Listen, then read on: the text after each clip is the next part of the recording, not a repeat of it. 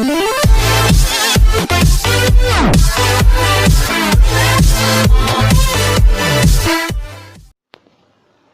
guys, welcome to Flavor of English. In this session, we are going to learn the present perfect and present perfect continuous tense. First of all, let us see the formation of the present perfect tense. For active voice, subject plus have, has plus V3 object. V3 உங்களுக்கு ஞாபகம் இருக்கா? Past participle.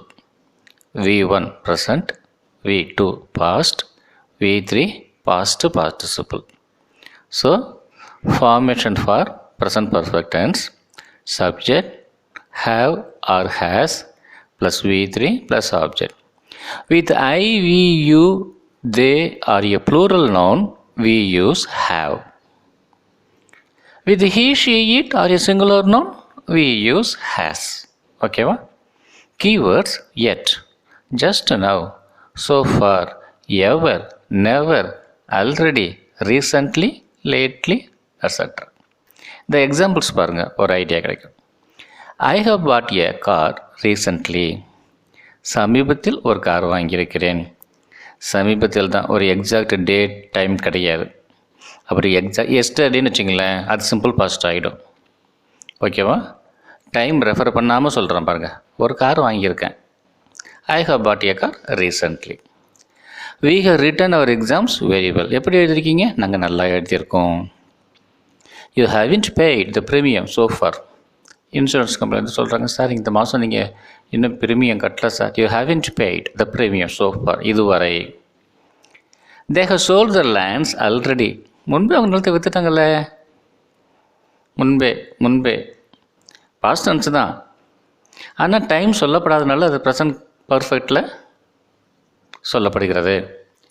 My dad has gone out just now. இப்போ நான் உங்கள் வீட்டுக்கு போகிறேன். அப்பா எங்கே? இப்போ தான் சார் வெளியில் போனாங்க சொல்கிறோமா? My dad has just gone out sir. My dad has gone out just now sir. இப்போ தான், இம்மீடியட் பாஸ்ட். ஓகேவா? She hasn't submitted the project yet. இன்னும் அவங்க அந்த லேடி அந்த ப்ராஜெக்டை இன்னும் சப்மிட் பண்ணலை. எட் இன்னும். The rat has done the net. எலி வலையை கிழிச்சு வச்சுருக்கு. எப்போ கிழிச்சதோ நம்ம அதை பார்க்கும்போது அந்த ரிசல்ட்டை பார்க்குறோம் இல்லையா? வலை கிழிந்திருக்கிறது. அப்போ அது எலி கிழிச்சிருக்கு. எலி கிழிக்கும் போது நம்ம பார்க்கல, ஆனால் எலி கிழிச்சது அந்த கிழிந்த வலையை நம்ம பார்க்குறோம். அப்போ என்ன சொல்கிறோம்? The rat has done the net அப்படின்னு சொல்கிறோம். Usage of present perfect tense எங்கெல்லாம் இதை பயன்படுத்தலாம் அப்படின்னு பாருங்களேன்.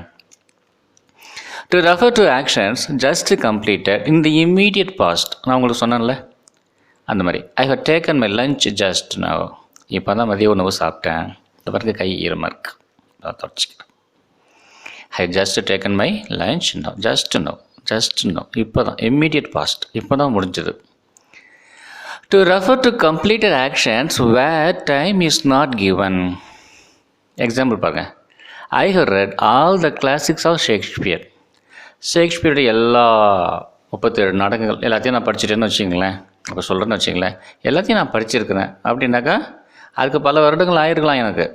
ஐ ஹவ் ரெட்டுன்னு எப்படி ப்ரெசன்ட் பர்ஃபெக்ட் நான் பயன்படுத்துகிறேன்னாக்கா படித்திருக்கிறேன், முடித்திருக்கிறேன் அப்படின்னு மட்டும் இல்லை. அங்கே என்ன இல்லை, டைம் கொடுக்கப்படல. Time is not given. So நீங்கள் ப்ரெசன்ட் பர்ஃபெக்டில் சொல்லலாம். எப்போயாவது ஊட்டிக்கு போயிருக்கீங்க? Have you ever visited Ooty? Oh yes, I have visited Ooty many a time, you can say. Then, to refer to past actions or events when we think, feel of their effects in the present. அந்த செய்கை நடந்தது முன்பாக இருக்கலாம், இறந்த காலத்தில் இருக்கலாம். ஆனால் அது ரிசல்ட்டை நம்ம பார்க்கும்போது என்ன பண்ணலாம்? அது ப்ரெசன்ட் பர்ஃபெக்ட் பயன்படுத்தி சொல்லலாம். உங்களுக்கு ஞாபகம் இருக்கா? The rat has torn. Tear, tore, torn, கிழித்தல். இப்போ சொன்னோமா இல்லையா? அதே மாதிரி I have finished my work அப்படின்னாக்கா இப்போ தான் முடிச்சிருக்கேன், நவ் ஐ எம் ஃப்ரீ அப்படிங்கிற மாதிரி அர்த்தம். அந்த ரிசல்ட், அந்த எஃபெக்டை நம்ம ஃபீல் பண்ணும்போது நம்ம ப்ரெசன்ட் பர்ஃபெக்ட் பயன்படுத்தலாம். To express an action that began in the past and continues up to the present moment.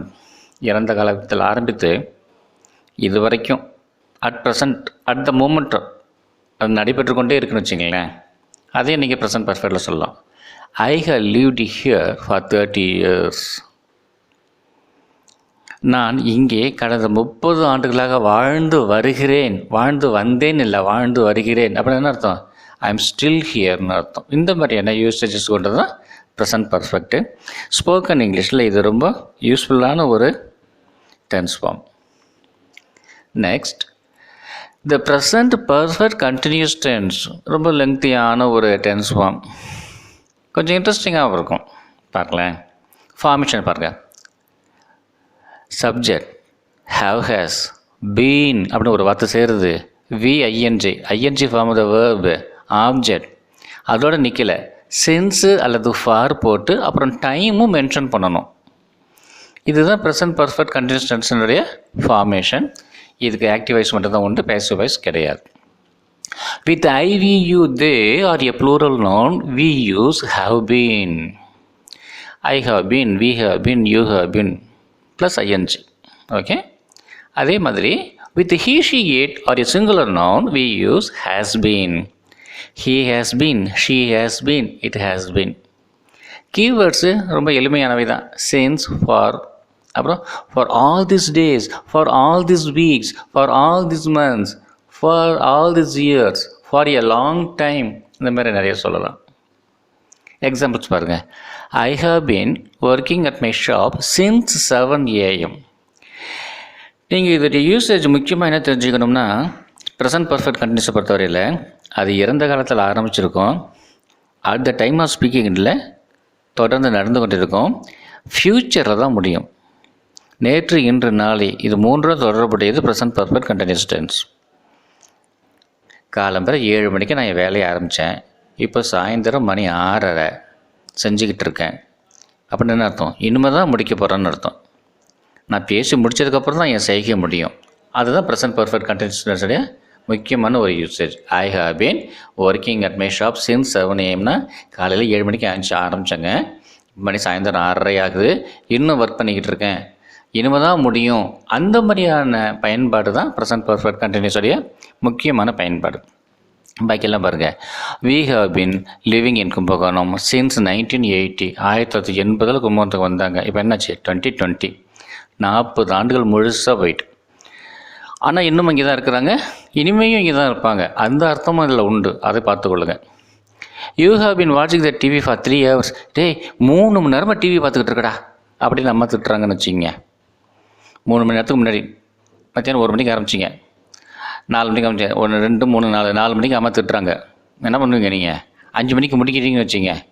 அப்போது 1 மணிக்கு ஆரம்பித்தது 4 மணிக்கு திட்டு விடுவது, 5 மணிக்கு தான் முடிக்க போறீங்க. யூ ஹவ் பீன் வாட்சிங். They have been learning French for 6 months. கடந்த 6 மாதங்களாக அவங்க என்ன பண்ணிக்கிட்டு இருக்காங்க? ஃப்ரெஞ்சு கற்றுக்கிட்டு இருக்காங்க. 6 மாதத்துக்கு முன்பதாக ஆரம்பித்தாங்க, at the time of speaking அவங்க கற்றுக்கிட்டு இருக்காங்க. இன் ஃப்யூச்சர் தான் அவங்க அதை நிறைவு செய்ய போகிறாங்க.